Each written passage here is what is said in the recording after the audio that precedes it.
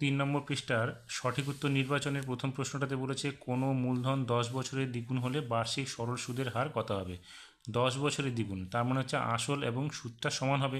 তাহলে আমরা লিখতে পারি পি ইন্টু 10 ইন্টু আমরা ধরে নিচ্ছি আর হচ্ছে সুদের হার, তাহলে r/100 এই সমান চিহ্ন দিয়ে পি লিখব। পি বোথ সাইড থেকে কেটে গেলে এখানে দেখো আমরা এটাকে একটা শূন্য কেটে দিলে r/100 r/10 1 হবে, অর্থাৎ r এর মান হচ্ছে 10। যেখানে আমরা আর ধরেছিলাম বার্ষিক সুদের হার, তাহলে আর হচ্ছে 10% সুদের হারটা, তাহলে আমরা পেয়ে যাবো বি নাম্বার অপশানে। 2 নম্বরে বলেছে x-2 plus x plus y whole square equals to 0 হলে ওয়াইয়ের মান কত হবে। দেখো আমরা কি জানি, দুটি বর্গের সমষ্টি যদি 0 হয় প্রত্যেকটার মান 0 হবে, অর্থাৎ এখানে x-2 এর মানও x-2 হোল স্কোয়ারের মান 0 হবে, আবার এক্স প্লাস ওয়াই হোল স্কোয়ারের মানটাও 0 হবে। তাহলে আমরা এখানে লিখতে পারি x-2 whole square equals to 0 বা x-2 ইকুয়াস টু 0 বা x ইকুয়াস টু +2। তারপরে এখানে যে x মানটা আমরা পেয়ে গেলাম 2, তাহলে আমরা আগে যেটা লিখেছিলাম x plus y whole square equals to 0, এটা তো আমরা পাবোই। তাহলে এখানে x এর মানটা আমরা বসিয়ে দিচ্ছি 2, তাহলে 2 plus y whole square equals to 0, যা 2 প্লাস ওয়াই ইকুয়াস টু 0 হবে, স্কোয়ারটা উঠে গেলে, বা ওয়াই এর মান হবে 2। অপশান আমরা পেয়ে যাবো বি নাম্বারে। 3 নম্বরে বলেছে একটি বৃত্তের 18 সেমি দৈর্ঘ্যের একটি জ্যা বৃত্তটির কেন্দ্রে সমকোণ উৎপন্ন করলে বৃত্তটির কেন্দ্র থেকে জ্যায়ের দূরত্ব কত হবে। দেখো এখানে ও কেন্দ্রবৃত্তের এ বি জ্যায়ের উপর যদি ওডি লম্ব হয় এবং এ ও বিটা যদি আমাদের কত বলেছে এখানে 90 ডিগ্রি হয়, তাহলে আমরা এখানে কোণ আমরা পাবো কোনটা, এটা যদি 90 ডিগ্রি হয়ে যায় তাহলে এটা লম্ব যেহেতু সমানভাবে সমদ্বিখণ্ডিত করবে, তাহলে আমরা এখানে পাবো কি, এখানে এ ও ডিটা যেটা আমরা হচ্ছে 45 ডিগ্রি পাবো। তাহলে এখানে 45 ডিগ্রি পেলে এই কোণটাও 45 ডিগ্রি হবে, কারণ আমরা দেখতে পাচ্ছি যে 90 ডিগ্রিকে ছেদ করেছে, এটা যদি 90 ডিগ্রি হয় তাহলে এটাকে অর্ধেক করা মানে এটা 45 ডিগ্রি, তাহলে বাকিটা 45 ডিগ্রি হচ্ছে। তাহলে সেক্ষেত্রে আমরা এটাকে ধরে নিচ্ছি হচ্ছে ভূমি, এটাকে ও এডিটাকে এবং ওডিকে লম্ব ধরছি, তাহলে 1045 ধরে 1045 হচ্ছে লম্ব বাই ভূমি, অর্থাৎ ওডি বাই এডি। তাহলে আমরা এখানে লিখব 1045 ওডি বাই এডি। তাহলে 1045-এর মান কত 1, তাহলে ওডি বাই এডি, এডির মান কত পাবো আমরা, এখানে এবি যদি 18 হয় তাহলে এবিকে আমরা ওডি লম্ব অঙ্কন করলে এখানে অর্ধেকভাবে ছেদ করবে, তাহলে এডি হচ্ছে আমাদের 9 হবে, তাহলে আমরা এখানে লিখব 9, অর্থাৎ ওডির মান পাবো 9। তাহলে এখানে জে এর দূরত্বটা কত পাচ্ছি কেন্দ্র থেকে, আমরা এখানে পাচ্ছি 9 সেন্টিমিটার। অপশান হবে সি নাম্বারে। 4 নম্বরে বলেছে 10 22.5 ডিগ্রি ইকুয়াস টু √2 - 1 হলে কট 67 ডিগ্রির মান কত। দেখো আমরা 10 থিটাটাকে এখানে যদি থিটা ধরি তাহলে এটা আমরা পুরো কোণে ভাঙাতে পারি, তাহলে 10 90 ডিগ্রি মাইনাস 67 পূর্ণ 1/2 ডিগ্রি করবো, তাহলে আমরা 22 পূর্ণ 1/2 ডিগ্রি পেয়ে যাবো। আর ডান দিকে যেটা ছিল সেটা রেখে দিলাম, এটা চেঞ্জ করলাম না, কারণ এটা চেঞ্জ করিনি আমরা। তাহলে এখানে কী হবে, 10 90 ডিগ্রি মাইনাস থিটা মানে হচ্ছে কট থিটা, তাহলে কট 67 ডিগ্রি 67.5 ডিগ্রি হয়ে যাচ্ছে এটা, তাহলে কট 67.5 ডিগ্রি ইকুয়াস টু √2 - 1, যেটা আমাদের চেয়েছিল। তাহলে অপশানটা হচ্ছে আমাদের বি নাম্বার। 5 নম্বরে বলেছে একটি লম্ব বৃত্তাকার শঙ্কুর ব্যাসার্ধের দৈর্ঘ্য একই রেখে উচ্চতা দ্বিগুণ করলে আয়তন বৃদ্ধি পায়। দেখো এমনি আয়তন কী হবে শঙ্কুর 1/3 πr²h, সেখানে আমাদের কি বলেছে উচ্চতাটা আমাদের দ্বিগুণ করতে বলেছে, তাহলে আমরা 1/3 πr² ইন্টু এইচের জায়গায় 2h বসাবো, তাহলে কত হবে, এখানে 2h বসালে 2/3 πr²h হবে। তাহলে সেখানে আমাদের কত গুণ বৃদ্ধি পাচ্ছে, দেখো 1/3 এখানে 2/3, তাহলে 2 গুণ বৃদ্ধি পাচ্ছে, তাহলে অপশান আমরা পাবো এ নাম্বারে। 6 নম্বরে বলেছে প্রথম nটি স্বাভাবিক সংখ্যার গড় 5n/9 হলে n এর মান কত। তাহলে আমরা জানি কি প্রথম nটি স্বাভাবিক সংখ্যার গড় হচ্ছে n+1/2, তাহলে এখানে n+1/2 ইকুয়াস টু লিখব 5n/9। তাহলে আমরা এটাকে যদি এবার কোণাকুণি গুণ করি তাহলে কী হবে, 5 দুগুণে 10n, এদিকে হবে 9n + 9, এবার 10n থেকে এদিকে 9n টাইনে মাইনাস করলে n হবে, তাহলে n ইকুয়াস টু কত পাবো আমরা 9 পাবো। অপশান হচ্ছে এ নাম্বার। শূন্যস্থান পূরণের প্রথম প্রশ্নটা বলেছে বার্ষিক 10% হার সুদে 10 বছরে 10 টাকা 10 বছরের চক্রবৃদ্ধি সুদ কত হবে। তাহলে এখানে 10 টাকার 10 বছরের 10% হারে, তাহলে আমরা লিখবো হচ্ছে 10 × 1 + 10/100 - 10। তাহলে এখানে দেখো আমরা এখানে একটা শূন্য কেটে দিলে 10 × 1 + 1/10 - 10 হবে। এইবার আমরা কী করলাম, এই 10টা দুদিক থেকে কমন নিয়ে নিলাম, তাহলে 10 ইন্টু কী হবে, এখানে দেখো এটা যোগ করলে আমরা কত পাবো 11/10 পাবো, তাহলে 11/10 পাওয়ার হচ্ছে 10 -1।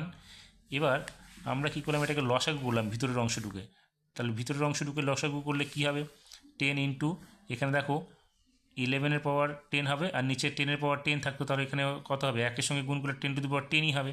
তাহলে আমরা লিখবো হচ্ছে 10 into 10 to the power 10 minus 11 to the power 10 minus 10 to the power 10 by 10 to the power 10। এবার এখানে দেখো একটা 10, এখান থেকে যদি আমরা কেটে দিই তাহলে উপরেরটা যেটা আছে সেটাই থাকবে 10 to the power 11 to the power 10 minus 10 to the power 10, আর নিচে একটা 10 কমে গেলে 10 টু দি পাওয়ার 9 হয়ে যাবে। এটাই হবে আমাদের শূন্যস্থানে। 2 নম্বরে বলেছে A square plus B square plus C square equals to A B plus BC plus C A হলে A plus C is two B এর মান কত হবে। তাহলে আমরা দেখো উভয় পদকে 2 দিয়ে গুণ করছি, তাহলে এখানে লিখবো 2 into A square plus B square plus C square equals to 2 into A B plus BC plus C এ।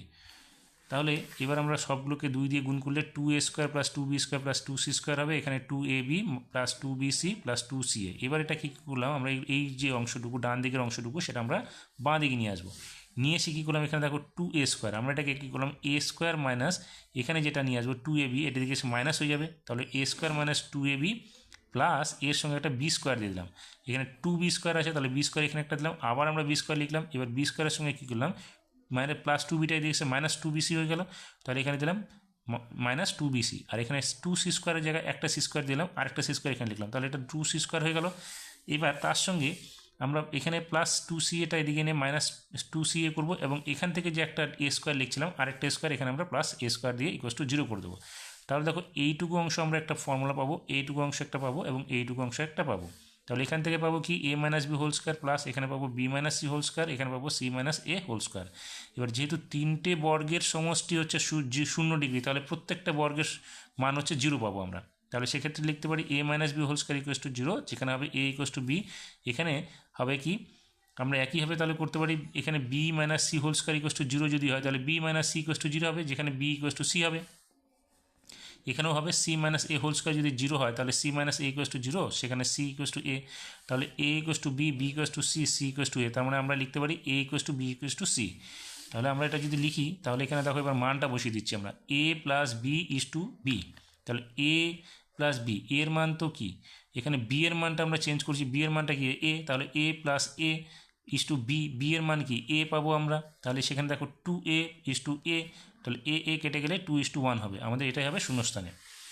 3 নম্বরে বলেছে একটি বৃত্তস্থ চতুর্ভুজের একটি কোণের মান 75 ডিগ্রি হলে এর বিপরীত কোণটির মান হবে। দেখো যেহেতু বৃত্তস্থ চতুর্ভুজ তাহলে বিপরীত কোণ দুটির সমষ্টি হবে 180 ডিগ্রি, তাহলে 180 ডিগ্রি থেকে আমরা একটা কোণ বাদ দিয়ে দেবো 75 ডিগ্রি, তাহলে পরের কোণটা পেয়ে যাবো 105 ডিগ্রি, এটা হবে অপশানটা শূন্যস্থানে। 4 নম্বরে বলেছে sine theta plus cos theta by sine theta minus cos theta equals to 5 হলে টেন থিটার মান কত।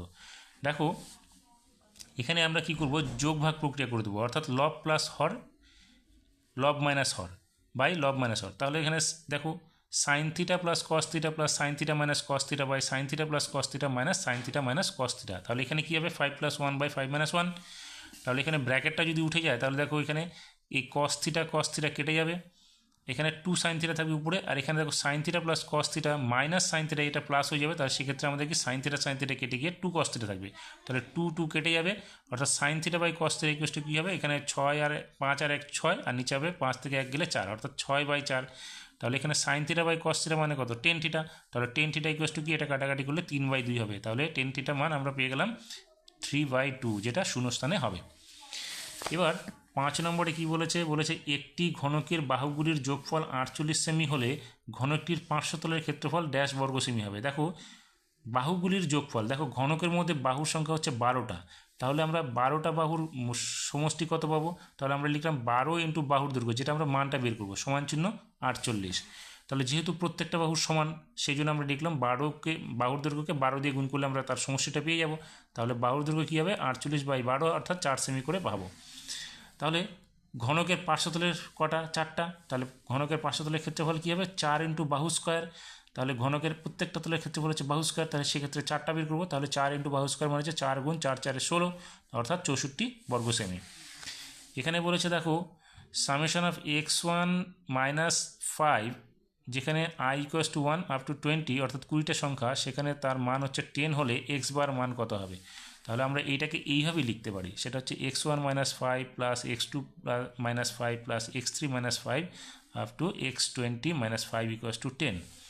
এবার আমরা সব x1 এর থেকে x2কে যদি এক জায়গায় যোগ করে দিই তাহলে আমরা এইভাবে লিখতে পারি x1 plus x2 plus x3 plus এখান থেকে x20 পর্যন্ত। আবার মাইনাস করবো কি, এখানে দেখো 5টা মাইনাস আছে, 5 করে মাইনাস 20 বার আছে, তাহলে 5 ইন্টু 20 সেটা মাইনাস করবো সমান চিহ্ন 20 100।